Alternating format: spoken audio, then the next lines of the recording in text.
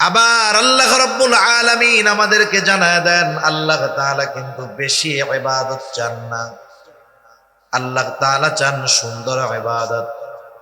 আল্লাহ তাআলা কোরআনুল কারীমের মধ্যে বলেন আল্লাযী খালাকাল মাউতা ওয়াল হায়াতা লিয়াবলুয়াকুম আইয়ুকুম আহসানু আমালা।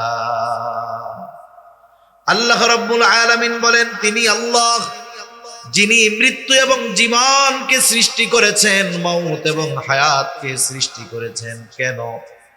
আল্লাহ তাআলাই বলেন লিয়াবলুয়াকুম, তোমাদের পরীক্ষা করার জন্য, অর্থাৎ আমাদের পরীক্ষা করার জন্য মৃত্যু এবং জীবন আল্লাহ তাআলা সৃষ্টি করেছেন। আমরা জিজ্ঞাসা করলাম আল্লাহ কি পরীক্ষা করতে চান? আল্লাহ তাআলা বলেন বান্দা পরীক্ষা হলো আইয়ুকুম আহসানু আমালা, কার আমল কত সুন্দর। এবার বুঝে থাকলে জবাব দেন, আল্লাহ তাআলা বেশি ইবাদত চান না সুন্দর ইবাদত চান? বেশি চান না সুন্দর চান? এখন সুন্দর যেটা দেখতে সুন্দর না অন্তরের সুন্দর? দুনিয়ার অনেক জিনিস আছে চোখে দেখতে খুব ভালো লাগে কিন্তু ভেতরে অবস্থা খারাপ। বলে না উপরে ফিটফাট ভেতরে সদরঘাট। সেজন্য আল্লাহ তাআলা যদি সবরওয়ালা ইবাদত আমরা করতে চাই, ইবাদতের মধ্যে সবর অর্জন করতে চাই, আমাদের সুন্দর ইবাদতের দরকার। কারণ আল্লাহ তাআলা বেশি ইবাদত নয় সুন্দর ইবাদত চান। সুন্দর ইবাদত আল্লাহ তাআলার সংজ্ঞায় চোখ দিয়ে দেখা যায় না, বরং সুন্দরের সম্পর্ক অন্তরের সাথে। এই জন্য নবীও জানায় দেন আখলিস দীনাকা ইয়াকফিকাল আমালুল কলিল, তোমার ঈমান খাঁটি করো, তোমার নিয়ত পরিশুদ্ধ করো। আল্লাহর নবী জানায় দেন অল্প আমল নাজাতের জন্য যথেষ্ট হয়ে যাবে। তাহলে সবরওয়ালা সুন্দর ইবাদতের জন্য এক নাম্বার যেটা দরকার সেটা হলো নিয়তের পরিশুদ্ধতা তথা ইখলাস। এই জিন্দেগীর যত ইবাদত আমরা করব, ছোট হোক আর বড় হোক, ইবাদতটা কার সন্তুষ্টির জন্য হবে? জিন্দেগীর ছোট বড় সব ইবাদত হবে আল্লাহ তাআলার সন্তুষ্টির জন্য। যদি আমার আপনার ইবাদত ছোট হোক আর যত বড়ই হোক, যদি আল্লাহর সন্তুষ্টির জন্য না হয়, ওই ইবাদত পরকালে আমাকে আপনাকে নাজাতের ব্যবস্থা করতে তো পারবেই না। বরং যে ইবাদত মানুষের সন্তুষ্টির জন্য হয়, মানুষের বাহবা পাওয়ার জন্য হয়, মানুষকে দেখানোর জন্য হয়, ওই ইবাদত যত বড় হোক না কেন, ওই ইবাদত পরকালে জাহান্নামে যাওয়ার কারণ হয়ে যাবে। হযরত আবু হুরায়রা রাদিয়াল্লাহু তাআলা আনহু থেকে বর্ণিত হাদিস, লম্বা হাদিস। আবু হুরায়রা রাদিয়াল্লাহু তাআলা আনহু এই হাদিসটা বর্ণনা করার পূর্বে পরপর তিনবার অজ্ঞান হয়ে গেছেন। চতুর্থবার তিনি বর্ণনা করতেছেন, তিনি জানায় দেন নবীজি সাল্লাল্লাহু আলাইহি ওয়াসাল্লাম বলেন কিয়ামতের দিন আল্লাহ তাআলা সর্বপ্রথম তিন শ্রেণীর মানুষকে হিসাবের জন্য ডাকবে। এক নম্বরে একজন শহীদ আল্লাহর সামনে রক্তাক্ত অবস্থায় হাজির হয়ে যাবে। আল্লাহ তাআলা জিজ্ঞাসা করবে, ও গোলাম, ও আমার বান্দা, তোমার এই পরিণতি কেন, তোমার এই অবস্থা কেন?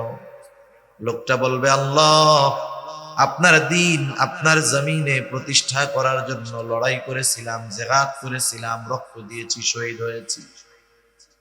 আল্লাহ তাআলা বলবেন উদ্দেশ্য কি, কার জন্য? লোকটা এবার বলবে, আল্লাহ, শুধুমাত্র আপনার সন্তুষ্টির জন্যই আমি এই জিহাদ করেছি। বলেন তো আল্লাহ রাব্বুল আলামিন আমাদের অন্তরের খবর জানেন কি জানেন না? আল্লাহ তাআলা বলেন কুল ইন তুখফু মা ফি সুদুরিকুম আও তুবদুহু ইয়ালামুল্লাহ, তোমরা কোনটা প্রকাশ করো কোনটা গোপন রাখো কেউ না জানলেও যিনি জানেন তিনি কে?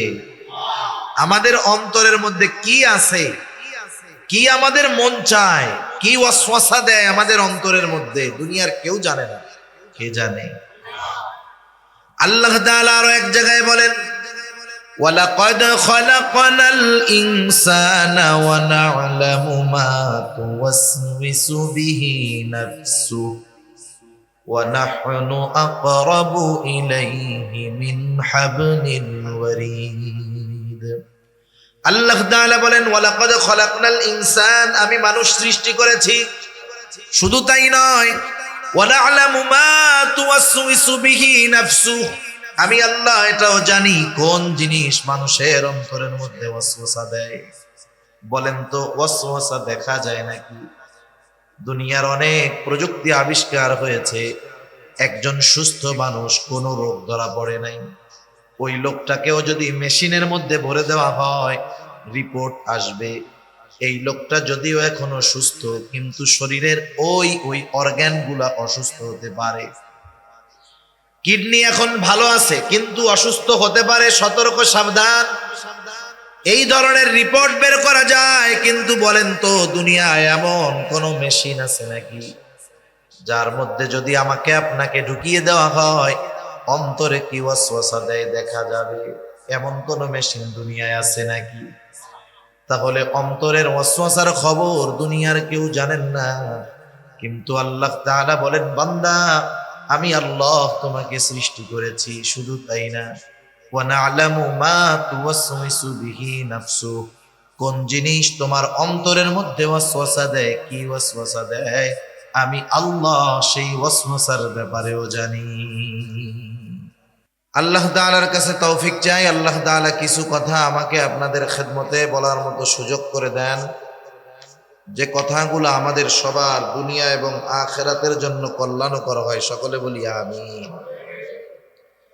আমি যে আয়াতখানা আপনাদের খেদমতে তিলাওয়াত করেছি, উক্ত আয়াতে কারীমার মধ্যে আল্লাহ সুবহানাহু ওয়া তাআলা কোন মুমিন যদি সফল মুমিন হতে চায়, তার জন্য কি করণীয়, আল্লাহ তাআলা সেই ফর্মুলা আমাদেরকে বলে দিয়েছেন।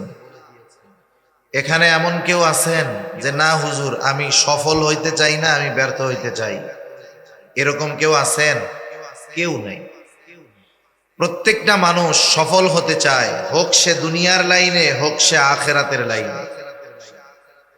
আখিরাতের লাইনে হোক আর দুনিয়ার লাইনে হোক, সবাই সফল হতে ইচ্ছা পোষণ করলেও সবাই কি সফল হতে পারে? পারে না। ব্যবসা অনেকেই করে, কিন্তু সফল ব্যবসায়ী কয়জন? লেখাপড়া অনেকেই করে, তবে সফল ছাত্র কয়জন? খেলাধুলা অনেকেই করে, সফল খেলোয়াড় হয় কয়জন? সবাই সফল হতে চায়, সফল হতে পারে না। আল্লাহ তাআলা এখানে দুনিয়ার সফলতা বিফলতার কথা বলেন নাই, কারণ দুনিয়া সম্পৃক্ত সফলতা এটা ক্ষণস্থায়ী। একটা মানুষ অনেক বড় ব্যবসায়ী, বলেন তো, মারা যাওয়ার পরে এই বড় ব্যবসায়ী হওয়ার কারণে কবরটা তার জান্নাতের বাগান হবে? আবার কেউ যদি ব্যর্থ ব্যবসায়ী হয়, কিয়ামতে আল্লাহ তাআলা বলবে, ব্যবসা করে কেন ব্যর্থ হইলা, তোমার ঠিকানা জাহান্নাম। আল্লাহ তাআলা বলবে? তাহলে দুনিয়া সম্পৃক্ত কোন সফলতা বিফলতা এগুলা আখিরাতে শাস্তি বা শান্তির কারণ হবে না। কারণ দুনিয়ার সফলতা বিফলতা এটা মৃত্যুর সাথে সাথেই শেষ। দুনিয়া যেমন ক্ষণস্থায়ী, দুনিয়া সম্পৃক্ত সফলতা বিফলতা এটাও ক্ষণস্থায়ী। আখিরাত চিরস্থায়ী, সেজন্য আখিরাতের সফলতা ব্যর্থতা এগুলাও চিরস্থায়ী। তাহলে আল্লাহ তাআলা এখানে আখিরাতের সফলতার কথা বলছেন। এখন আখিরাতে সফল কে? আল্লাহ তাআলা কুরআনুল কারীমের মধ্যেই বলেন, ওয়া ইন্নামা তুওয়াফাউনা উজুরাকুম ইয়াওমাল কিয়ামা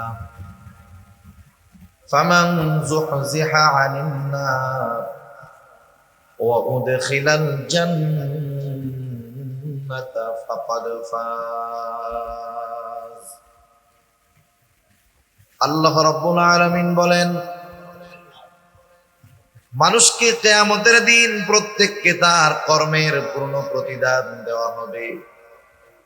সেই দিন যাকে আগুন থেকে বাঁচানো হবে, জাহান্নাম থেকে বাঁচানো হবে, ওয়া উদখিলাল জান্নাহ, আর যাকে জান্নাতে প্রবেশ করানো হবে। আল্লাহ তাআলা বলেন ফাকাদ ফাজ, যে জান্নাতে প্রবেশ করতে পারবে, আল্লাহ রব্বুল আলামিন বলেন সেই হলো সফল। এই সফলতা আমরা সবাই চাই, আমরা সবাই চাই জান্নাতে যেতে, সফল হতে। জান্নাতে যেতে চাই, সফল যদি হতে চাই, তাহলে সফলতার কাজ দুনিয়ায় থাকতে করতে হবে। কেউ যদি পরীক্ষায় গোল্ডেন এ প্লাস পাওয়ার আশা করে, পরীক্ষার খাতায় উত্তর ভালো মতো লিখতে হবে। সাদা খাতা জমা দিয়া যতই আল্লাহ তাআলার কাছে দোয়া করুক না কেন, আল্লাহ সাদা খাতা জমা দিছি, আপনি গোল্ডেন এ প্লাস পাওয়ায়া দিয়েন, সম্ভব? আখিরাতে যদি সফল হতে হয়, প্রস্তুতি নিতে হবে দুনিয়ায়। এজন্য আল্লাহ রব্বুল আলামিন জানায়া দিলেন, বান্দা তুমি যদি অনন্তকালের সফলতা অর্জন করতে চাও, দুনিয়ায় কি করবা?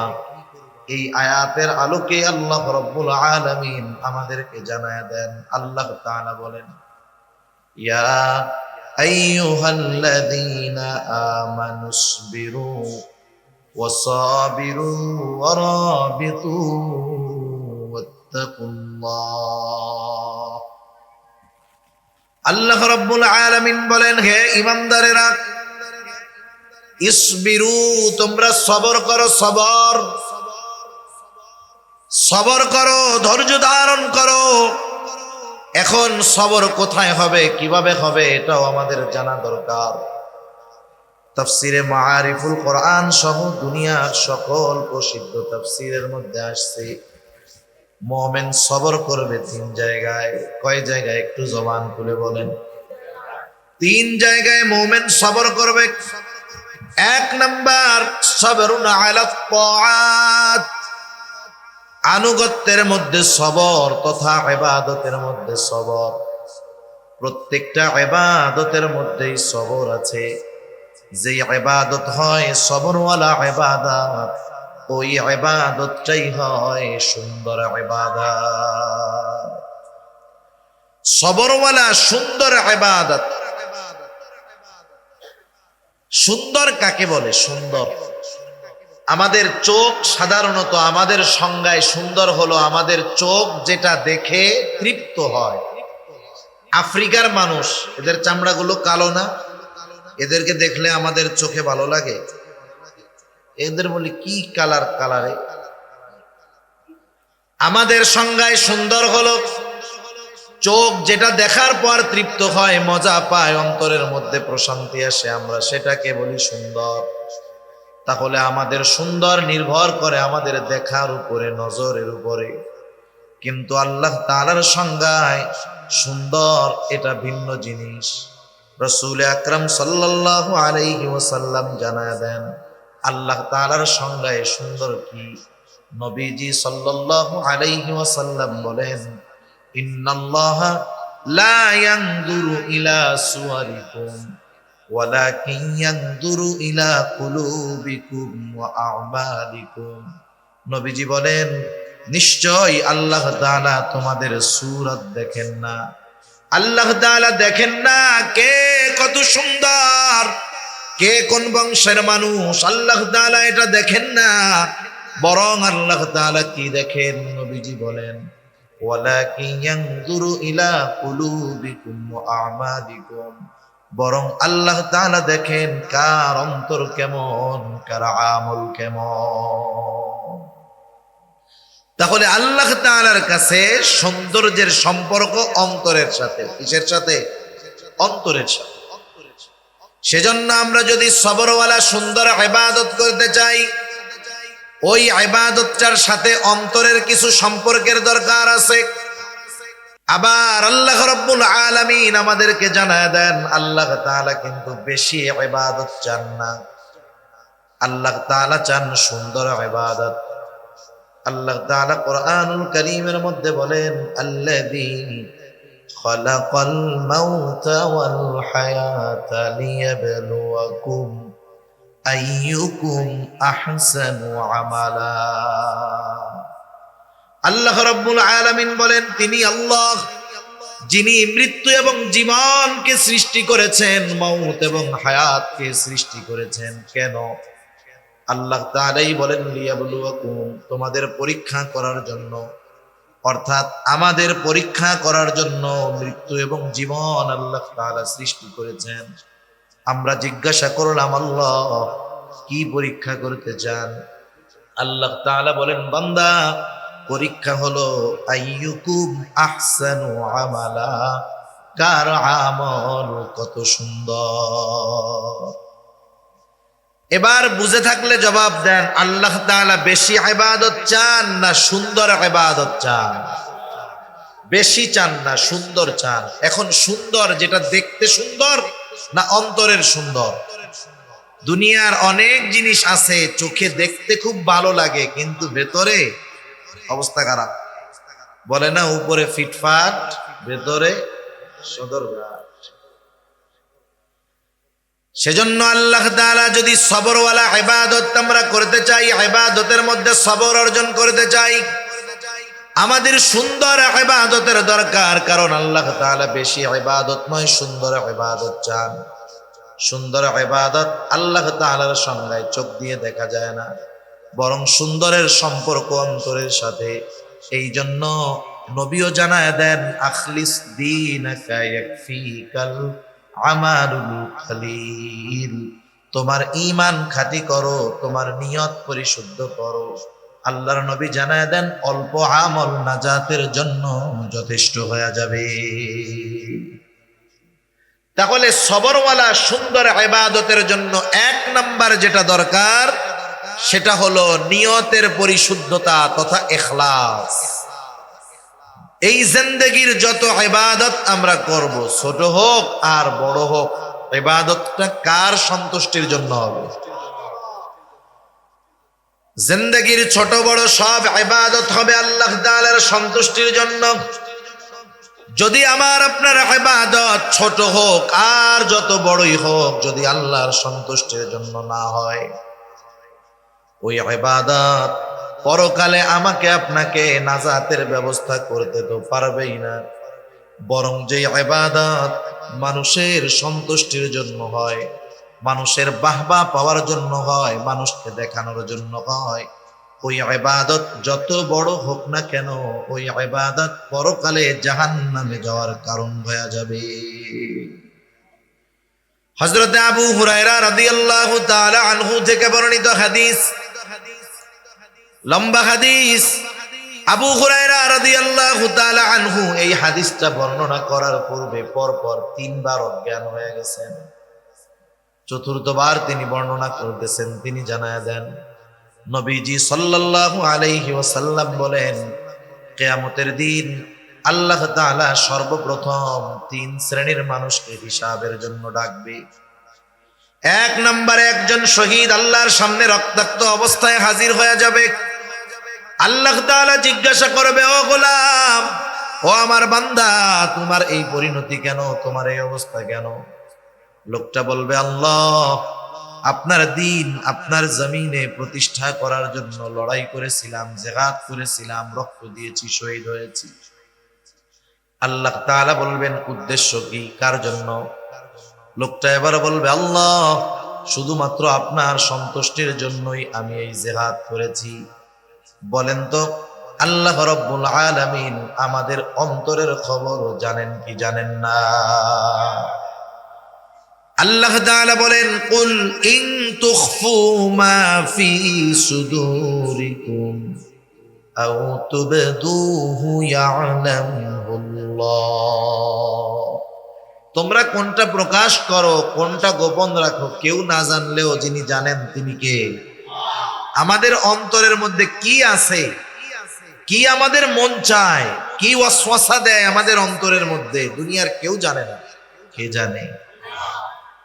আল্লাহ তাআলা আরো এক জায়গায় বলেন, ওয়ালাকাদ খালাকনাল ইনসানা ওয়া না'লামু মা তুওয়াসওয়িসু বিহি নাফসুহু ওয়া নাহনু আকরাবু ইলাইহি মিন হাবলিল ওয়ারিদ। আল্লাহ তাআলা বলেন ওয়ালাকাদ খালাকনাল ইনসান, আমি মানুষ সৃষ্টি করেছি। শুধু তাই নয়, ওয়া না'লামু মা তুওয়াসওয়িসু বিহি নাফসুহু, আমি আল্লাহ এটাও জানি কোন জিনিস মানুষের অন্তরের মধ্যে ওয়াসওয়াসা দেয়। বলেন তো ওয়াসওয়াসা দেখা যায় নাকি? দুনিয়ার অনেক প্রযুক্তি আবিষ্কার হয়েছে, একজন সুস্থ মানুষ, কোনো রোগ ধরা পড়ে নাই, ওই লোকটাকেও যদি মেশিনের মধ্যে ভরে দেওয়া হয় রিপোর্ট আসবে এই লোকটা যদিও এখনো সুস্থ, কিন্তু শরীরের ওই অর্গানগুলা অসুস্থ হতে পারে। কিডনি এখন ভালো আছে কিন্তু অসুস্থ হতে পারে, সতর্ক সাবধান। এই ধরনের রিপোর্ট বের করা যায়। কিন্তু বলেন তো দুনিয়ায় এমন কোন মেশিন আছে নাকি যার মধ্যে যদি আমাকে আপনাকে ঢুকিয়ে দেওয়া হয় অন্তরে কি ওয়াসওয়াসা দেয় দেখা যাবে?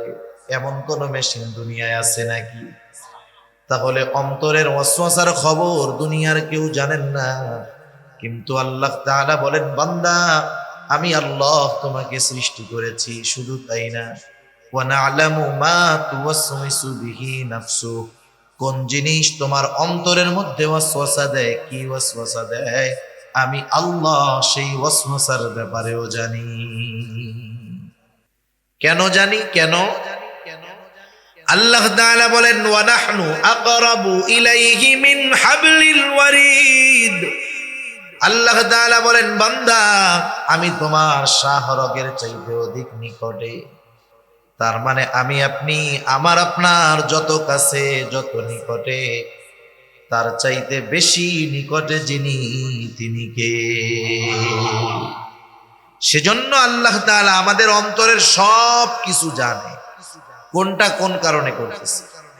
সেজন্য আল্লাহ তাআলার কাছে দোয়া করা বেশি বেশি, ইয়া মুকাল্লিবাল কুলুব সাব্বিত কলবি আলা দীনিক। কারণ এই কলবের পরিচালক কে? জোরে বলেন। সেজন্য এই কলবের পরিচালকের কাছে দোয়া চাওয়া যে আমার রব, এ কলবের পরিচালক, সাব্বিত কলবি আলা দীনিক, আপনি দ্বীনের উপরে আমার কলবকে অটল রাখেন। আল্লাহ রাব্বুল আলামিন সেজন্য আমাদের অন্তরের খবর জানে। এবার আল্লাহ তাআলা বলবে না বান্দা তুমি মিথ্যা বলতেছ, আমি আল্লাহর সন্তুষ্টির জন্য জিহাদ করো নাই, তুমি জিহাদ করেছো যাতে করে দুনিয়ার মানুষ তোমার বীরত্বের প্রশংসা করে, দুনিয়ার মানুষ জানি তোমাকে বীর বলে। তুমি যে উদ্দেশ্যে যুদ্ধ করেছো, জিহাদ করেছো, দুনিয়ায় তুমি তা পেয়ে গেছো। কারণ দুনিয়ার মানুষ তোমাকে বীর বলছে, বাহাদুর বলছে, তোমার বীরত্বের প্রশংসা করেছে। সুতরাং আজকে আমি আল্লাহর তরফ থেকে তোমার জন্য কিছু নাই, তুমি চলে যাও, তোমার ঠিকানা হলো চিরস্থায়ী জাহান্নাম। 2 নম্বরে আল্লাহ তাআলা একজন দানবীরকে ডাকবেন। আল্লাহ তাআলা জিজ্ঞাসা করবে, ও গোলাম, এত কষ্টের উপার্জিত সম্পদ তুমি কি করছো? বলে আল্লাহ আপনার রাস্তায় দান করছি। যার ঘর নাই তাকে ঘর বানায় দিয়েছি, মসজিদ বানায় দিয়েছি, রাস্তা বানায় দিয়েছি, খাবার কিনে দিয়েছি। আল্লাহ তাআলা বলবে এগুলা কেন করছো? লোকটা বলবে আল্লাহ আপনার সন্তুষ্টির জন্য করেছি। আল্লাহ তাআলা বলবেন না বান্দা তুমি মিথ্যা বলতেছো, তুমি দান করেছো যাতে করে দুনিয়ার মানুষ তোমার দানের প্রশংসা করে, তোমাকে দানবীর বলে। যে উদ্দেশ্যে দান করেছো দুনিয়ায় তুমি তা পেয়ে গেছো। আজকে আমি আল্লাহর তরফ থেকে তোমার জন্য কিছু নাই, তুমি চলে যাও, তোমার ঠিকানা হলো চিরস্থায়ী জাহান্নাম। 3 নম্বরে আল্লাহ তাআলা একজন আলেম হাফেজকে ডাকবেন। আল্লাহ তাআলা জিজ্ঞাসা করবে গোলাম ইলম কেন শিখছো? লোকটা বলবে আল্লাহ আমি ইলম অর্জন করেছি আপনার সন্তুষ্টির জন্য। আল্লাহ তাআলা বলবে না বান্দা তুমি মিথ্যা বলতেছো, তুমি কোরআন শিখেছো, ইলম শিখেছো যাতে করে দুনিয়ার মানুষ তোমাকে হাফেজ বলে, কারি বলে, মুফতি বলে, মুহাদ্দিস বলে, শেখুল হাদিস বলে, বড় বক্তা বলে। যে উদ্দেশ্যে ইলম শিখছো দুনিয়ায় তুমি তা পেয়ে গেছো। সুতরাং আজকে আমি আল্লাহর তরফ থেকে তোমার জন্য কিছু নাই, তুমি চলে যাও, তোমার ঠিকানা হলো চিরস্থায়ী জাহান্নাম। আল্লাহর রাস্তায় জিহাদ করা ছোটখাটো বিষয় নয়, জীবন দেওয়া ছোটখাটো বিষয় নয়, কষ্ট উপার্জিত সম্পদ দান সদকা করা ছোটখাটো বিষয় নয়, দুনিয়ার সব কিছু বাদ দিয়ে ইলম শেখা ছোটখাটো বিষয় নয়। বিষয়টা যত বড় হোক না কেন, যখন আল্লাহর সন্তুষ্টির জন্য কাজগুলা হয় নাই, কাজ যত বড় হোক আল্লাহর কাছে দাম তো নাই, বরং ওই কাজগুলা বান্দার জাহান্নামে যাওয়ার কারণ হয়ে যাবে। সেজন্য ছোট বড় সব ইবাদত কার সন্তুষ্টির জন্য হবে একটু জোরে বলি। সবরওয়ালা সুন্দর ইবাদতের জন্য এক নাম্বার দরকার হলো ইখলাস, নিয়তের পরিশুদ্ধতা। কাজ করার আগে আমার টার্গেট ঠিক করতে হবে। মনে করেন আমি তীর মারবো, তীর ঢিল ছুড়বো, টার্গেট আগে নাকি তীর মারা আগে? এখন তীর মাইরা যদি বলি আরে ডাইনে যা বামে যা, কাজ হবে? মারার আগে লক্ষ্যবস্তু ঠিক করতে হবে। ইবাদতের আগে আমাদের লক্ষ্যবস্তু ঠিক করে ফেলতে হবে যে আমার এই নামাজ, আমার কোরবানি, আমার সাদকা, আমার দান, আমার রোজা, আমার ছোট্ট ভালো কাজ, এই দিনই আয়োজন করা, দিনই কথা শোনায়, দিনই কথা বলা, এটা দুনিয়ার কারো জন্য নয়, কারো জন্য একটু জোরে বলি আল্লাহ তাআলা আমাদেরকে সকল ছোট বড় দিনই কাজ আল্লাহর সন্তুষ্টির জন্য করার তৌফিক দান করুন, সবাই বলি আমিন।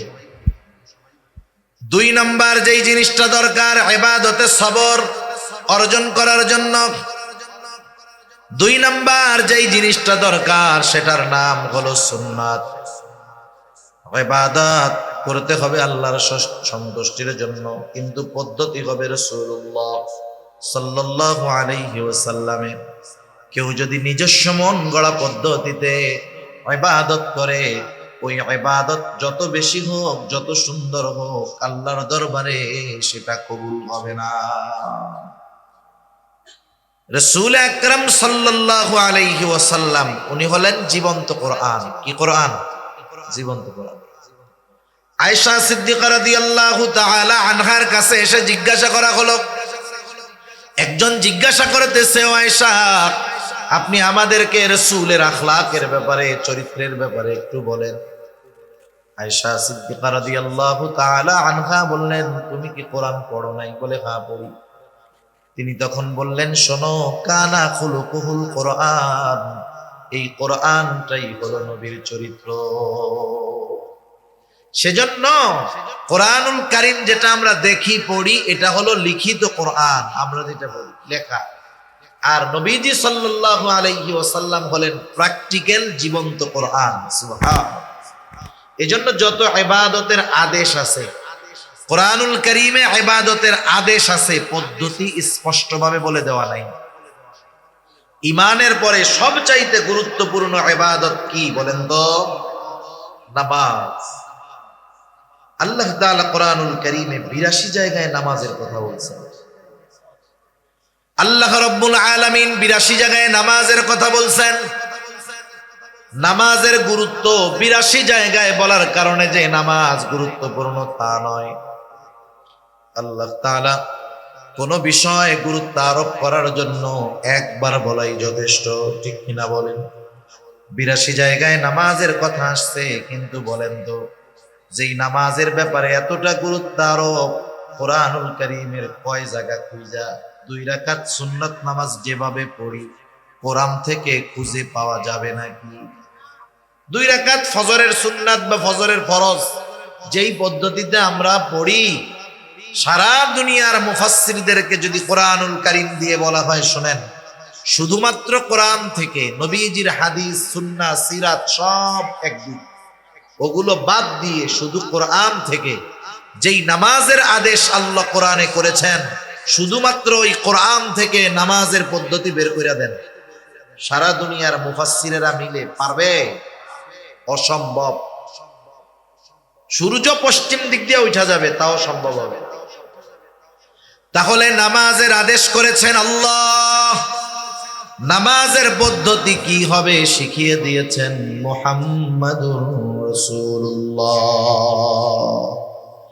এজন্য রাসূলুল্লাহ সাল্লাল্লাহু আলাইহি ওয়াসাল্লাম বলেন, সল্লু কামা রাআইতুমুনি উসাল্লি। নামাজের আদেশ তো করেছেন আল্লাহ, আর নবীজি জানায় দিলেন, শোনো, সল্লু, নামাজ পড়ো। কেমনে পড়বা? কামা রাআইতুমুনি উসাল্লি, যেভাবে আমাকে নামাজ পড়তে দেখো তোমরা সেইভাবে নামাজ পড়ো। সেজন্য নামাজের পদ্ধতি শিখিয়েছেন কে? মুহাম্মাদুর রাসূলুল্লাহ সাল্লাল্লাহু আলাইহি ওয়াসাল্লাম। এজন্য প্রত্যেকটা ফরজ কিন্তু সুন্নাত। অনেক সময় আমরা মনে করি সুন্নাত এর পারিভাষিক পরিচয় হলো যে যেটা মানলে সওয়াব, না মানলে গুনাহ নাই। অনেকে মনে করে সুন্নাত, যেমন কিছু কিছু সুন্নাতের ক্ষেত্রে বলে না, আরে এই সুন্নাত না পড়লে কি হবে, গুনাহ টুনাহ হয় না, এরকম বলে না অনেকে। কিন্তু সব সুন্নাত কিন্তু এরকম না। কিছু সুন্নাত আছে ফরজ, কিছু সুন্নাত কি আছে? ফরজ। নামাজের আদেশ তো আল্লাহ তাআলা করেছেন, কিন্তু পদ্ধতি তো মুহাম্মাদুর রাসূলুল্লাহ সাল্লাল্লাহু আলাইহি ওয়াসাল্লামের। নবীজির পথ, পদ্ধতি, কথা, মত, সাহাবাদের কর্ম দেখে চুপ থাকা, এগুলা সুন্নাতের অন্তর্ভুক্ত। নবীজি সাল্লাল্লাহু আলাইহি ওয়াসাল্লাম নামাজের পদ্ধতি শিখায়া দিয়েছেন। এজন্য নামাজ যেমন ফরজ, নবীজির শেখানো পদ্ধতিতে তথা সুন্নাত অনুযায়ী নামাজ পড়াও ফরজ। একটা উদাহরণ দিলে বুঝতে সহজ হবে। কোরআনুল কারীমের মধ্যে একটা শব্দ আসছে, আল্লাহ তাআলা বলেন, ওয়ারকাউ মা'আর রাকিঈন, তোমরা রুকুকারীদের সাথে রুকু করো। আমার আপনার সামনে যখন রুকু শব্দটা উচ্চারণ করা হয়, জেহেনে, চোখে কি দৃশ্যমান হয়? যে একজন মানুষ সে একেবারে এইরকম হয়ে দাঁড়ায় আছে, ঠিক না? একবার এরকম হয়ে গেছে, সোজা হয়ে এরকম নামাজ পড়তেছে, সোজা ছিল এরকম হয়ে গেছে। রুকু শব্দের শাব্দিক অর্থ ঝুঁকা, ঝুঁকে পড়া। ঝুঁকে পড়া এটা শাব্দিক অর্থ। আমাদের দেশে কিছু অতি পণ্ডিত আছে, অতি পণ্ডিত, যারা শুধুমাত্র কোরআন এবং হাদিসের বাংলা অনুবাদ পড়েই নিজেদেরকে শায়েখ বানিয়ে ফেলতে চায়, ওলামা ইকরামের কাছে যেতে চায় না। আছে না এরকম কিছু স্বঘোষিত শায়েখ?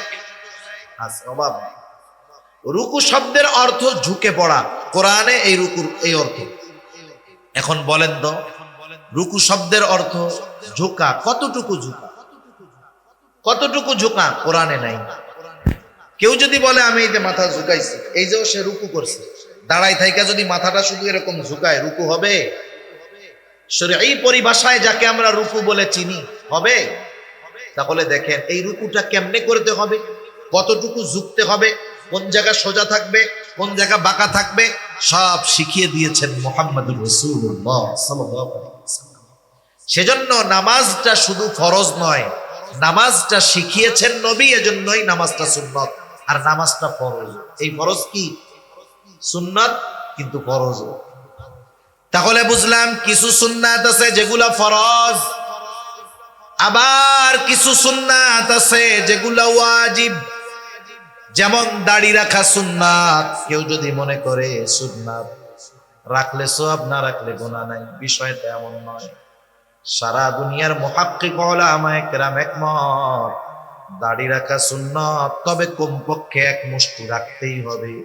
এক মুষ্টির কম যদি রাখে সুন্নাত আদায় হবে না। এই জন্য দাড়ি রাখা সুন্নাত, তবে এই সুন্নাতটা হলো ওয়াজিব। দাড়ি যাদের নাই, ছোট, আল্লাহ তাআলা তাদের রাখার তৌফিক দিক, জোরে বলি আমিন। তবে এই দাড়ি রাখা সুন্নাত, এই সুন্নাত হলো ওয়াজিব। এই দাড়ি যদি কেউ খাটো বানায়, ছোট বানায়, চেঁচে ফেলে, সর্বক্ষণ ওয়াজিব তরকের গুনাহ তার আমলনামায় যোগ হতে থাকে। আবার কিছু সুন্নাত হলো স্বাভাবিক সুন্নাত, কিছু সুন্নাত স্বাভাবিক সুন্নাত, করলে সওয়াব, না করলে গুনাহ নাই। আবার কিছু আছে দুনিয়াবি কাজ, কেউ যদি ওই কাজগুলাকে সুন্নাত অনুযায়ী করে, ওই কাজগুলাও তার আমলনামায় ইবাদত যোগ হয়ে যায়। কিছু দুনিয়ার সাধারণ কাজ আছে, যেমন খাওয়া, খাইলে সওয়াব নাই, না খাইলে গুনাহ নাই, এই হলো সাধারণ অবস্থা। কেউ যদি অনেক খায়, শুধু শুধু খাইলো আর সওয়াব হবে? না খাইলে কি গুনাহ হবে? গুনাহ হবে না। কিন্তু যদি সুন্নাত তরিকায় খায়, দস্তরখানটা বিছায় খায়, খাওয়ার আগে দোয়া পড়ে, ডান দিক দিয়ে খাওয়া শুরু করে, ডান হাত দিয়ে খায়, সুন্দর মতো খাওয়া শেষ করে দোয়া পড়ে, খাওয়ার দোষ ত্রুটি না বলে, এই যে খানাটা খাইলো সুন্নাত তরিকায় খাওয়ার কারণে, এই খাওয়াটাও তার আমল নামায় ইবাদত বলে গণ্য হয়ে যায়।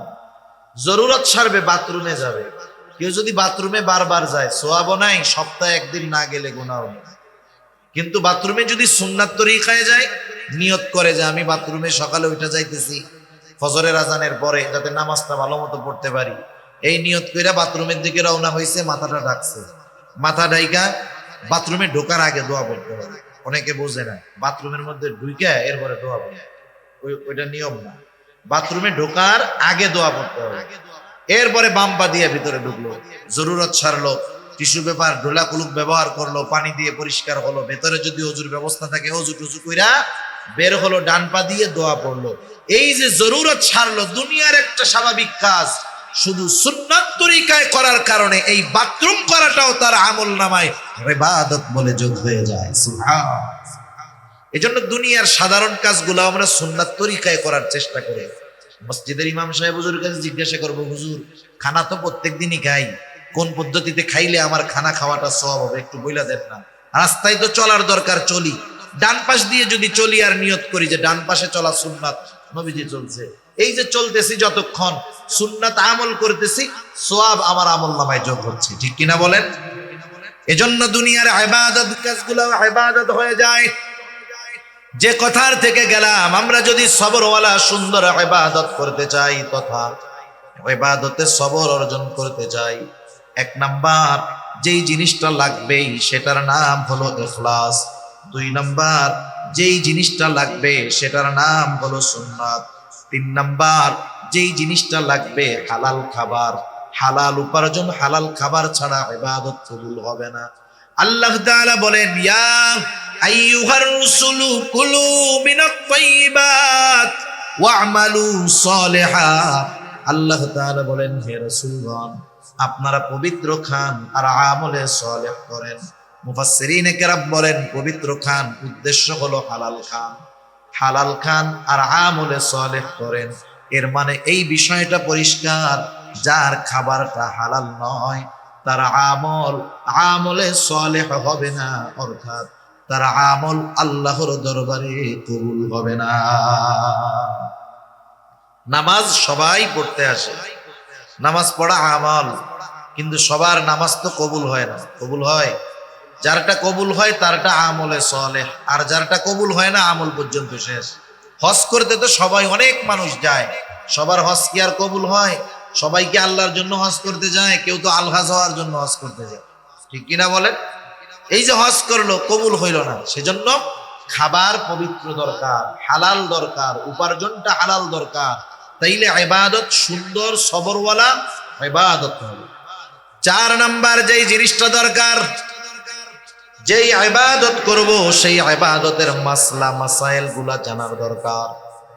কমপক্ষে ফরজ ওয়াজিব বিষয়গুলা জানতেই হবে, কারণ আমি যদি না জানি কোন কারণে নামাজ নষ্ট হয়ে যায়, কোন কারণে ওযু ভাঙা যায়, আমি যদি এইগুলো না জানি, জীবনের কত নামাজ হয়তো ছুটে গেছে, আমি নিজে তাও টের পাই নাই। মনে করেন নামাজ ভাঙ্গার কারণগুলো জানতে হবে, ওযু ভাঙ্গার কারণগুলো জানতে হবে, কারণ ওযু ভাঙ্গা গেলে নামাজ থাকবে? জোরে বলেন না, থাকবে? থাকবে না। নামাজের ওয়াজিবগুলো জানতে হবে, না জানলে কি হবে? সাজদা যদি না দেয় নামাজ হবে না। নামাজের বাহিরে ভিতরের 13 ফরজ জানতে হবে, যদি না জানে এর একটা যদি ছুটে, ফরজ যদি ছুটা যায়, সাজদা 1000টা দিলে কাজ হবে নাকি? জোরে বলেন, কাজ হবে?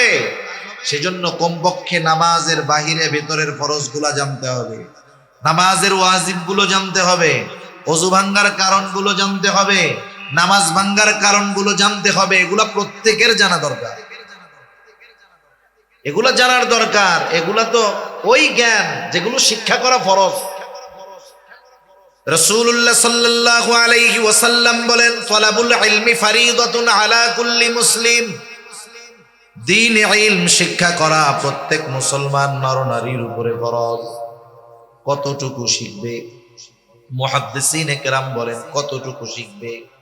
কোন কোন মুহাদ্দিস বলেন নিজেকে শরীয়তের উপরে পরিচালনার জন্য যতটুকু দরকার ততটুকু শেখা ফরজ। আবার কোন কোন মুহাদ্দিস মুফাসসির বলেন না না, অতটুকুতে হবে না। কারণ কি? না হওয়ার কারণ হলো আল্লাহ তাআলা তো একা জাহান্নাম থেকে বাঁচতে বলেন নাই, অধীনস্থদেরকেও জাহান্নাম থেকে বাঁচাতে বলছে। আল্লাহ তাআলা বলেন ইয়া আইয়ুহাল্লাযীনা আমানু কু আনফুসাকুম ওয়া আহলিকুম নারা।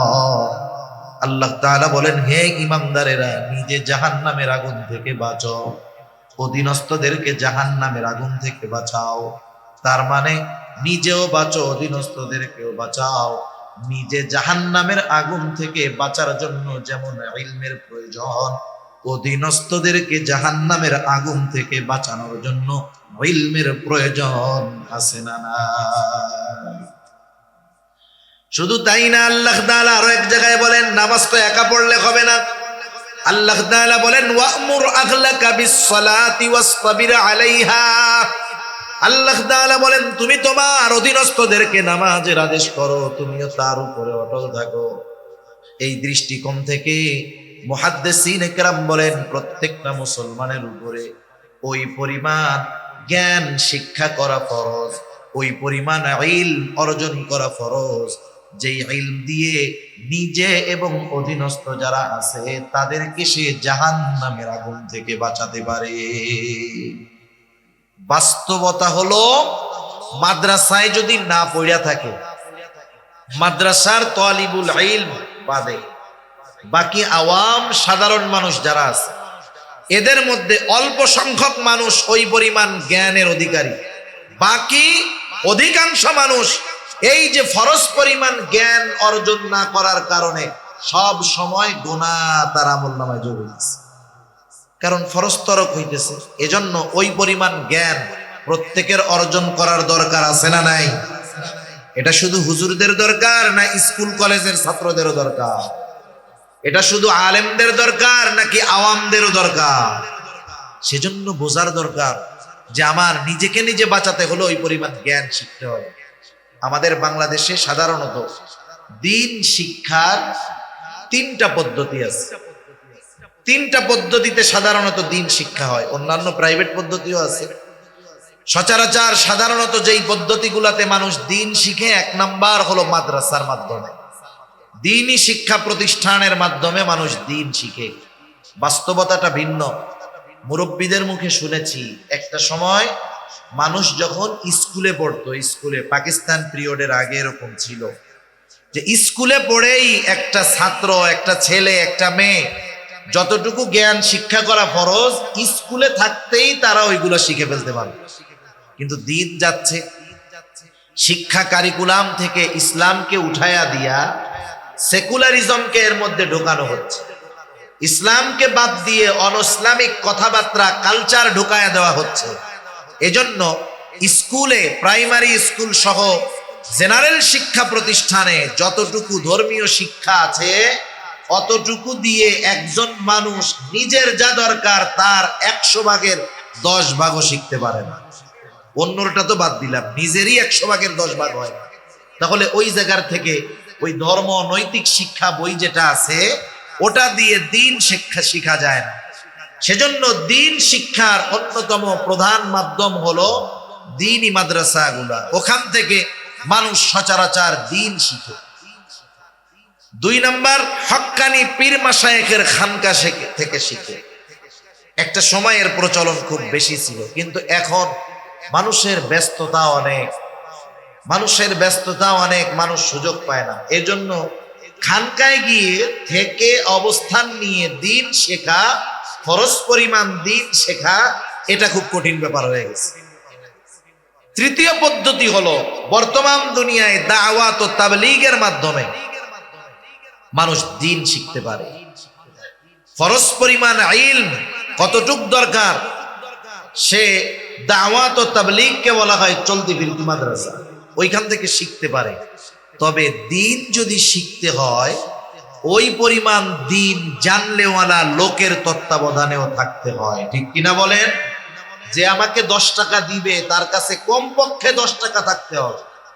যে আমাকে ফরজ পরিমাণ জ্ঞান শিক্ষা দিবে কমপক্ষে তার কাছে ফরজ পরিমাণ ইলম জ্ঞান থাকতে হবে, নাইলে ও আমাকে দিবে করতে। ঠিক কিনা বলেন?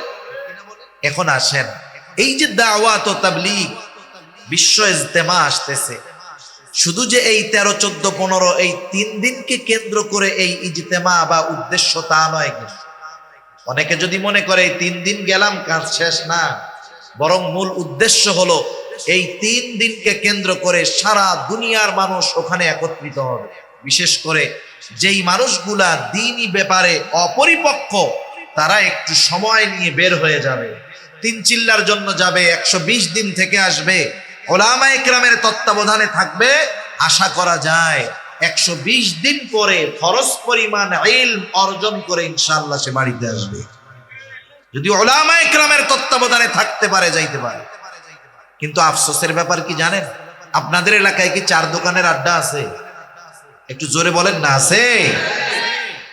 কত মুরব্বি তো আছে দুপুর বেলায় খেয়ে দে শাল টাল চাদর টাদর নিয়ে মুজো টুজো নিয়ে বের হয়, আর রাত 10টার সময় বাড়ি আসে। 4 দোকান যতক্ষণ খোলা মুরব্বি ততক্ষণ আছে, জোহরের পর থেকে নিয়ে পর্যন্ত 8, 9, 10 ঘন্টা এক জায়গায় থাকে, গল্প করে, কষ্ট নাই।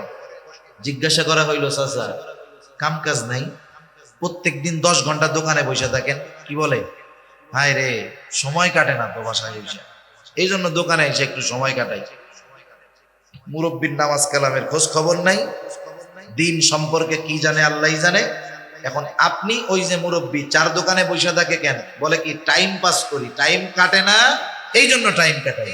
এখন ওনার গিয়ে আপনি দাওয়াত দিবেন, এই 13, 14, 15 3 দিনের ইজতেমা, এরপরে আপনি করেন একবারে 3 চিল্লার নিয়তে বাইরে হয়ে যান, যেহেতু আপনার সময়ের অভাব নেই। এই কথা বলার সাথে সাথে মুরব্বি কি বলবে জানেন?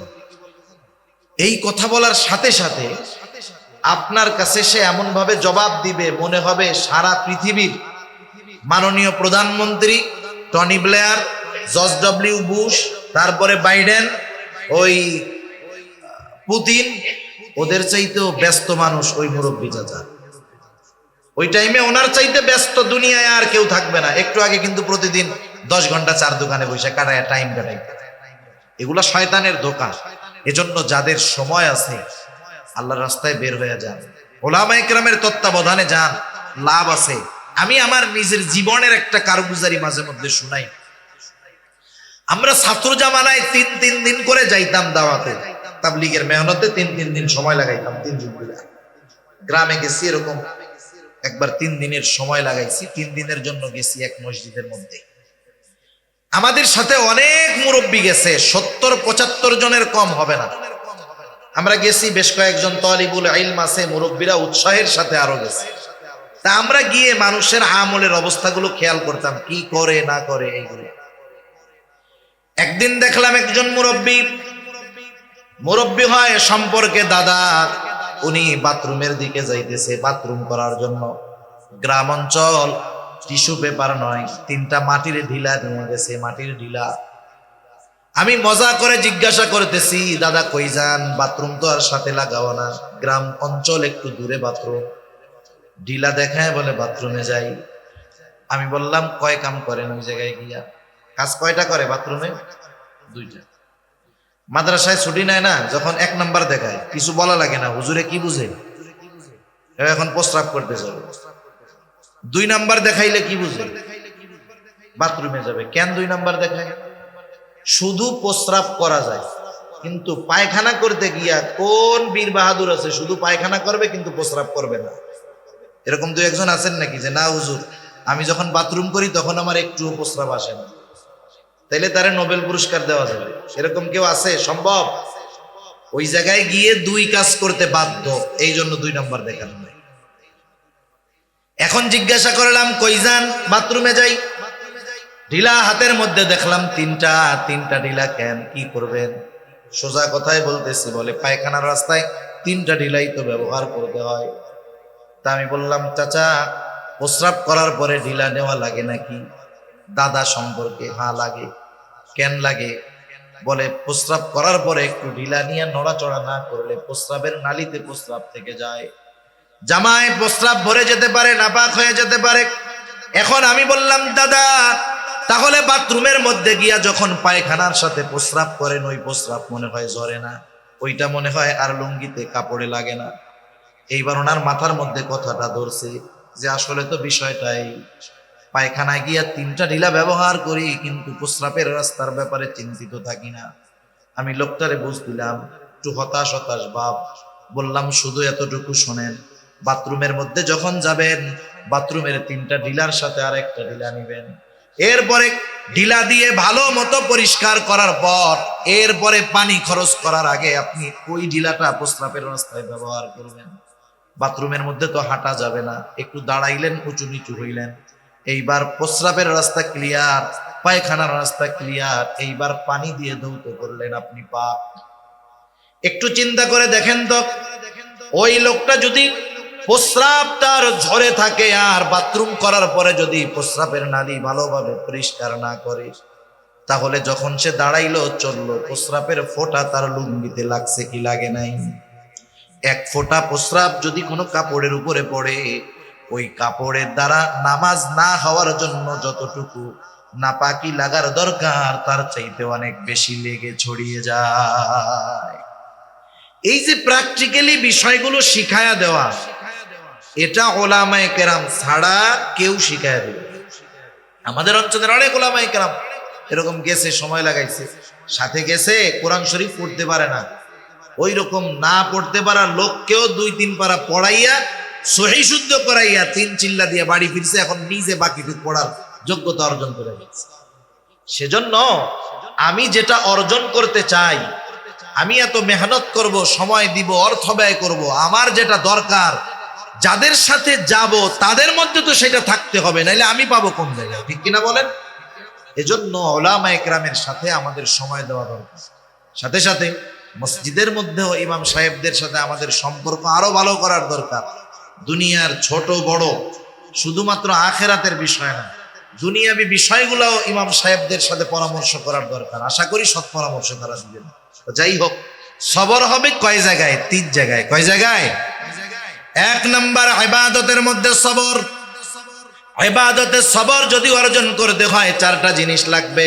1 নাম্বার ইখলাস, 2 নাম্বার সুন্নাত, 3 নাম্বার হালাল খাবার, 4 নাম্বার যে ইবাদত করবে সেই ইবাদতের মাসলা মাসাইল গুলো জানা।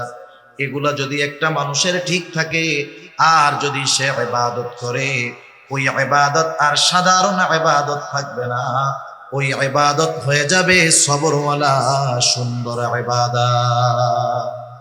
সবরের দ্বিতীয় জায়গা হলো সবরুন আনিল মাআসি, পাপের থেকে বাঁচা, গুনার থেকে বাঁচা, এটাও সবর। এখন তো এমন এক জামানা, যেই জামানায় গুনাহ থেকে বাঁচা কঠিন। একটা সময় গুনাহ করার জন্য গুনার কাছে যাওয়া লাগতো, এখন গুনাহ পকেটে নিয়ে ঘোরে মানুষ। ঠিক কিনা বলে? এক সময় সিনেমা দেখতে চাইলে চট্টগ্রাম শহরে যাওয়া লাগতো, এখন চিটাগাং শহরে যাওয়া লাগবে না, তার লাগবে না, অ্যান্টিনা লাগবে না, মোবাইল ফোন একটা হইলে ইন্টারনেটের কানেকশন থাকলে যথেষ্ট। ঠিক না? তাহলে গুনাহ পকেটে নিয়ে ঘোরা যায়। মানুষকে এখন গুনাহ করতে বাধ্য করা হয়, গুনাহ করতে বাধ্য করা হয়, নিজে না দেখুক ওর টাকা দিয়ে ওরে গুনাহ করা যায়। ইউটিউবে ওয়াজ দেখেন না? ওয়াজ, হ্যাঁ, ইউটিউবে ওয়াজ দেখি, ওয়াজ চলতেছে জাহান্নামের ওয়াজ, হট করে দেখবেন কি যে একটা অ্যাড চলে আসছে, একজন নারী নাচানাচি শুরু করছে ইসের মধ্যে, ওয়াজের বিরতি দিয়ে নাচানাচি শুরু। আগে তো সিস্টেম ছিল কাটা দেওয়া যাইতো, এখন কিন্তু কাটা যায় না, 12 সেকেন্ড দেখতেই হবে। আপনি নাইলে না দেখলেন, ভলিউম কমাইলেন, স্ক্রিন নিচের দিকে দিয়ে রাখলেন, এই যে 12 সেকেন্ড যে গোনার কাজটা হইলো, এটা কার পয়সায়? কার পয়সায় হইছে? আমাকেও পয়সাই হইছে। হায় হায়। তাহলে চিন্তা করে দেখেন যে গোনা কততে আমার আপনার মাধ্যমে করাবে না। সেজন্য গোনা থেকে বাঁচা অনেক কঠিন। তবে মানুষের কিছু চিন্তা, মানুষের কিছু ভাবনা মানুষকে গোনার থেকে বাঁচায় দিতে পারে। মনে করেন আপনাদের কারো কাছে যদি খবর আসে, খবর পটিয়া থানা থেকে বিশ্বস্ত সূত্রে আপনি খবর জানতে পারলেন, পটিয়া থানার থেকে এই খবর আপনার কাছে পৌঁছাইলো যে গোয়েন্দাদের মাধ্যমে আপনাকে পরিপূর্ণ নজরদারির মধ্যে রাখা হয়েছে। এই খবর যদি আমাদের কারো কাছে পৌঁছায়, বলেন তো উল্টাপাল্টা কিছু আমরা করব নাকি? কেন?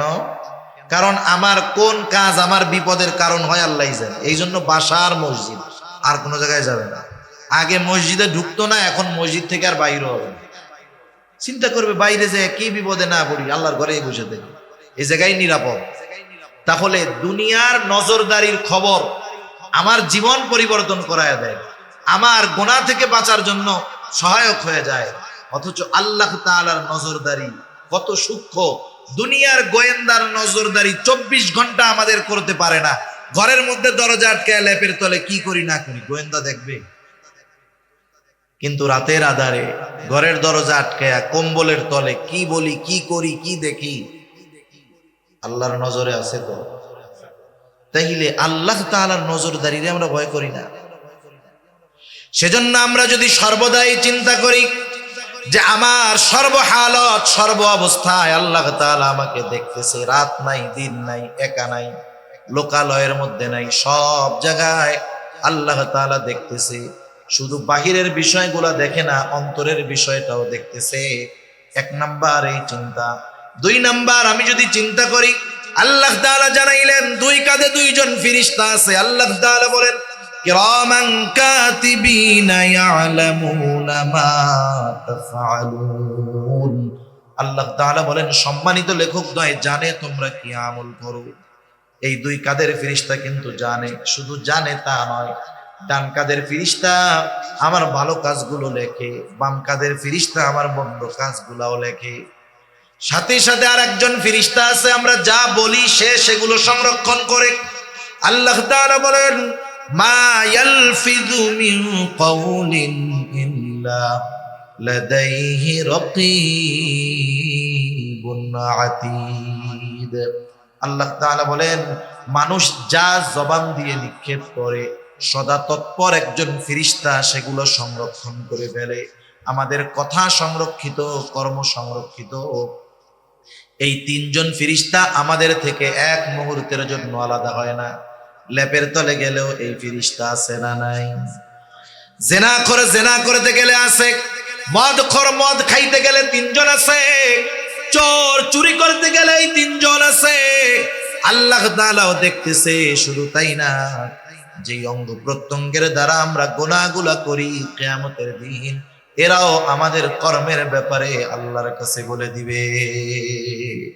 এই চিন্তাধারা যদি আমার আপনার মধ্যে, আমি আপনি যথাযথভাবে এই চিন্তাধারা লালন করতে পারি দৃঢ়ভাবে, তাহলে গুনাহ করার আগে যদি চিন্তা করি এই কাজটা করলে আমার বাপ যদি দেখতো আমি লজ্জা পাইতাম।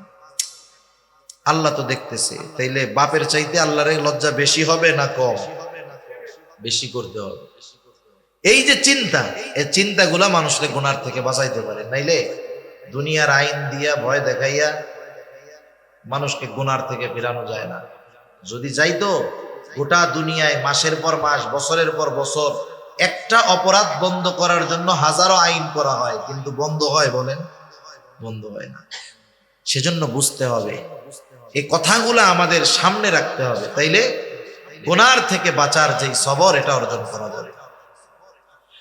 3 নাম্বার, সবরুন আলাল মাসায়েব, বিপদ আপদ মুসিবতের মধ্যে সবর। আল্লাহ রাব্বুল আলামিন এই দুনিয়ায় মুমিনকে বিপদ আপদ দিবেন, এটা আল্লাহ তাআলার ঘোষণা।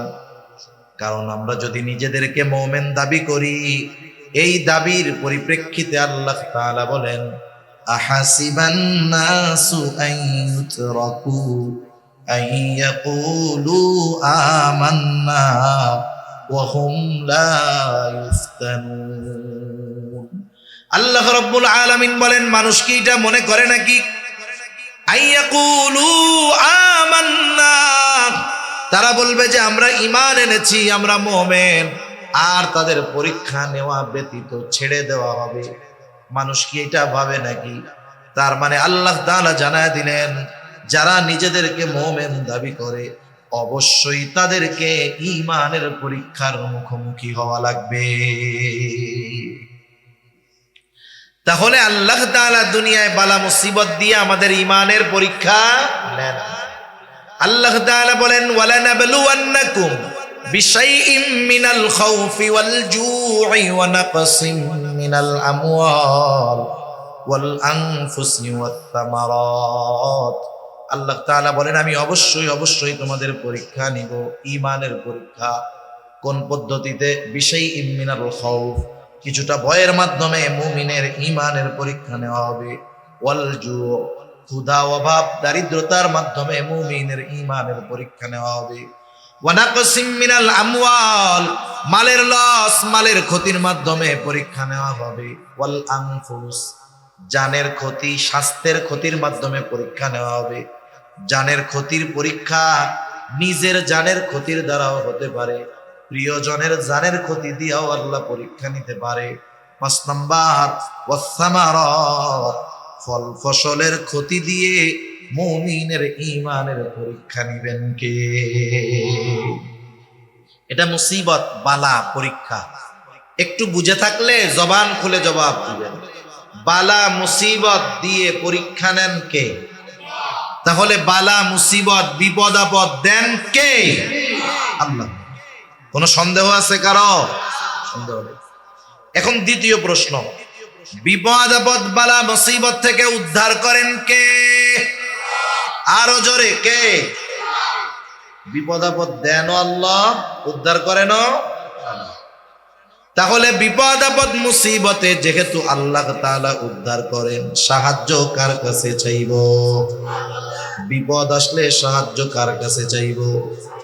আল্লাহ তাআলাই বলতেছে, বান্দা আমি বিপদ আপদ মুসিবত দেই, পরীক্ষা নেই, কিন্তু চাই না তুমি পরীক্ষায় ফেল যাও। স্যার যখন ছাত্রের পরীক্ষা নেয়, শিক্ষক কি এই আশা করে যে আমার ছাত্র এটা ফেল যায়?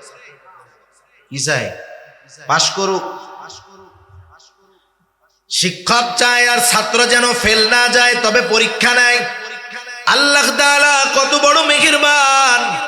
আল্লাহ তাআলা বান্দার পরীক্ষা নেন, কিন্তু চান না বান্দা পরীক্ষায় ফেল যাক। এই জন্য আল্লাহ তাআলা বলেন, বান্দা বিপদ আপদ মুসিবতের পরীক্ষায় যখন পড়বা, সাহায্য আমার কাছে চাও। আল্লাহ তাআলা বলেন, ইয়া আইয়ুহাল্লাযীনা আমানুস্তাঈনু বিস-সাবরি ওয়াস-সালাহ। আল্লাহ তাআলা বলেন, হে ঈমানদারেরা, তোমরা আমার কাছে ধৈর্য আর নামাজের মাধ্যমে সাহায্য চাও। তাহলে বিপদ আপদ মুসিবতে সাহায্য কার কাছে চাইব? আল্লাহ তাআলার কাছে সাহায্য চাওয়ার মাধ্যম হলো দুইটা। জোরে বলেন, কয়টা? ধৈর্য আর নামাজ, ধৈর্য আর নামাজ। এবার একটু আসেন পেছনের দিক যাই। বিপদ আপদ দেন কে? বিপদ আপদ থেকে উদ্ধার করেন কে? বিপদ আপদে পড়লে সাহায্য কার কাছে চাইব? আমাদের কথার কর্মের মধ্যে কিন্তু মিল নাই। মানুষ বলে যে বিপদ আপদ দেন আল্লাহ, কিন্তু বিপদ থেকে উদ্ধার করেন আল্লাহ। প্রথম কথায় যতটুকু বিশ্বাস, দ্বিতীয় কথার মধ্যে ততটুকু বিশ্বাস নাই। কেন নাই? কর্মের মাধ্যমে বোঝা যায়। মানুষের কিছু বিশ্বাস কর্মের মাধ্যমে ফুটে ওঠে।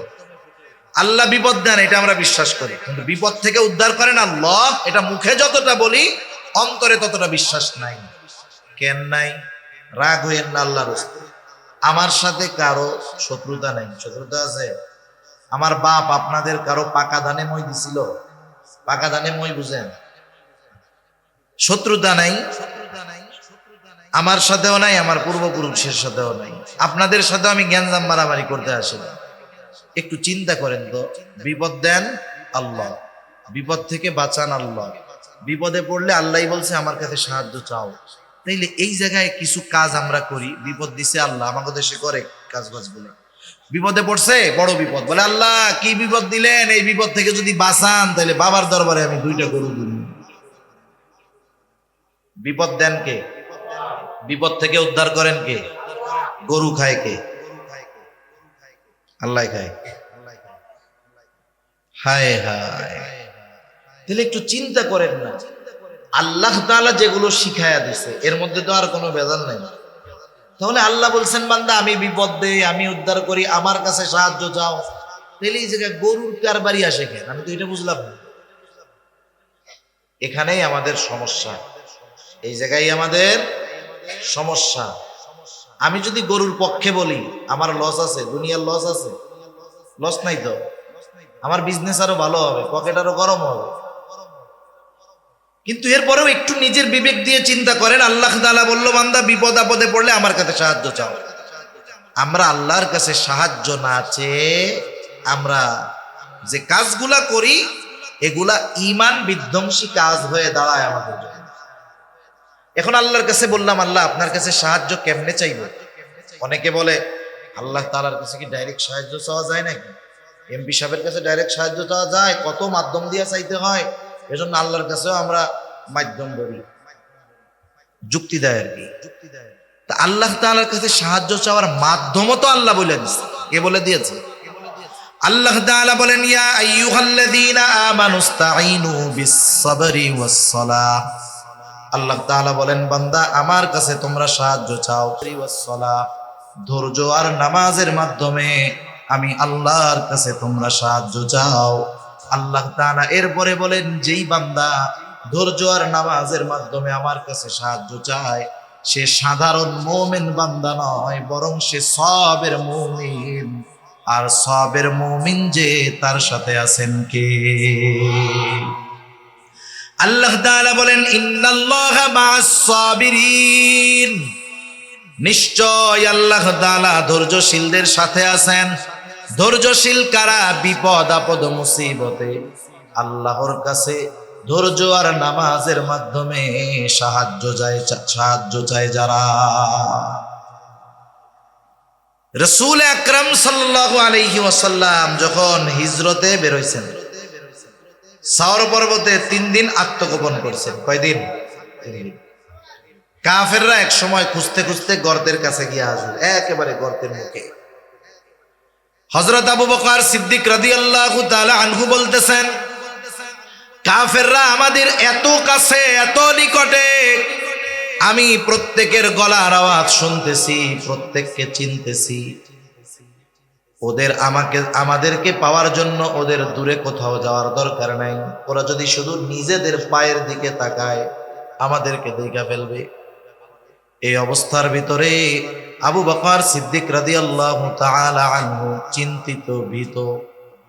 নবীজি সাল্লাল্লাহু আলাইহি ওয়াসাল্লাম তাকায় দেখলেন আবু বকর চিন্তিত, ভীত, নিজের জন্য নয় বরং মুহাম্মাদুর রাসূলুল্লাহ সাল্লাল্লাহু আলাইহি ওয়াসাল্লামের জন্য। সারা দুনিয়ার সর্বশ্রেষ্ঠ আশিকে রাসূল হলো আবু বকর সিদ্দিক রাদিয়াল্লাহু তাআলা আনহু। নিজের জীবন যদি 100 বার কোরবান করার সুযোগ থাকত, আবু বকর সিদ্দিক নিজের জীবন নবীজির মহব্বতে 100 বার কোরবান করতে তৈয়ার, এমন আশিকে রাসূল। রাসূলুল্লাহ সাল্লাল্লাহু আলাইহি ওয়াসাল্লাম যখন দেখলেন আবু বকরের কপালে চিন্তার ভাঁজ, ভীত, আল্লাহ রাব্বুল আলামিন জানায় দিলেন গর্তের মধ্যে দুজনের মধ্যে কি কথোপকথন হলো। আল্লাহ তাআলা বলেন ইযহুমা ফিল গারি ইয ইয়াকুলু লিসাহিবিহি লা তাহজান ইন্নাল্লাহা মা'ানা। আবু বকর সিদ্দিক রাদিয়াল্লাহু তাআলা আনহুর ওই ভীত অবস্থা দেখে নবীজি বললেন ও আবু বকর লা তাহজান, তুমি কোনো চিন্তা কইরো না। এই জায়গায় গর্তের মধ্যে শুধু আমি আর তুমি দুইজন নয়, ইন্নাল্লাহা মা'ানা, নিশ্চয়ই আমাদের সাথে আছেন কে? আর আল্লাহ তাআলা বলেন আমি ধৈর্যশীলদের সাথে থাকি। তাহলে ধৈর্যশীলদের সাথে আছেন আল্লাহ। যাদের সাথে আল্লাহ আছেন তাদের কোনো ভয় ভীতি চিন্তা আছে নাকি? সেজন্য আমরা বিপদ আপদ মুসিবতে আল্লাহর কাছে সাহায্য চাইব ধৈর্য আর নামাজের মাধ্যমে। তাহলে আমরা হতে পারবো সবের মুমিন। কি মুমিন? জোরে বলেন। ওই 3 জায়গায় যে সবর করতে পারবে সে হলো সবের মুমিন। আর সবের মুমিন যে তার সাথে আছেন কে? আল্লাহ তাআলা এই জন্য বললেন, ইয়া আইয়ুহাল্লাযীনা আমানুসবিরু, হে ঈমানদারেরা, ইসবিরু, তোমরা সবর করো। সবর সবর হবে তিন জায়গায়। কয় জায়গায়? তিন জায়গায়। এক নাম্বার ইবাদতের মধ্যে সবর, দুই নাম্বার গুনাহ থেকে বেঁচে থাকার মধ্যে সবর, তিন নাম্বার বিপদ আপদ মুসিবতের ক্ষেত্রে সবর। এখন বলেন সবর হবে কয়দিন? সবর কয়দিন? হায়াত আছে যতদিন সবর হবে কতদিন? জীবন আছে যতদিন। ইবাদত কতদিন? হায়াত আছে যতদিন। আল্লাহ তাআলা বলেন, ওয়া'বুদ রাব্বাকা হাত্তা ইয়াতিয়াকাল ইয়াকিন, আপনি আপনার রবের ইবাদত করেন দৃঢ় সত্যের আগমন পর্যন্ত। দৃঢ় সত্য মানে হইল মৃত্যুর আগ পর্যন্ত ইবাদত চলবে। তাহলে সবরও হবে একেবারে মৃত্যু আসার আগ পর্যন্ত। এই জন্য আল্লাহ রাব্বুল আলামিন এক নম্বরে বললেন, মুমিন ইসবিরু, সবর করো। আমরা আল্লাহকে যদি প্রশ্ন করি সবর কয়দিন, আল্লাহ তাআলা বলেন, ওয়াসাবিরু, বান্দা তুমি সবরের উপরে অটল থাকো। তিন নাম্বার গুণ আল্লাহ তাআলা বলেন, ওয়ারাবিতু, সর্বদা জিহাদের জন্য প্রস্তুত থাকো।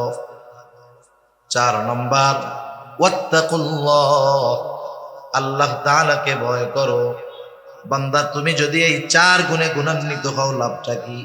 আমরাও যদি আল্লাহ তাআলাকে জিজ্ঞাসা করি, আল্লাহ এই চার গুণ যদি অর্জন করি আমাদের লাভ কি? কেমন যেন প্রশ্ন করার আগে আল্লাহ তাআলা জবাব দিয়ে বলেন, বান্দা লাআল্লাকুম তুফলিহুন। লাআল্লাহ কালামে হাকিমের মধ্যে আসলে নিশ্চয়তার অর্থ দেয়। অর্থাৎ আল্লাহ তাআলা বলেন, যেই মুমিন এই চার গুণ গুণান্বিত হবে অবশ্যই সেই মুমিন সফল মুমিন হয়ে যাবে। সফল মুমিন কে? বলেন জান্নাতে যাবে যে। সফল মুমিন কে?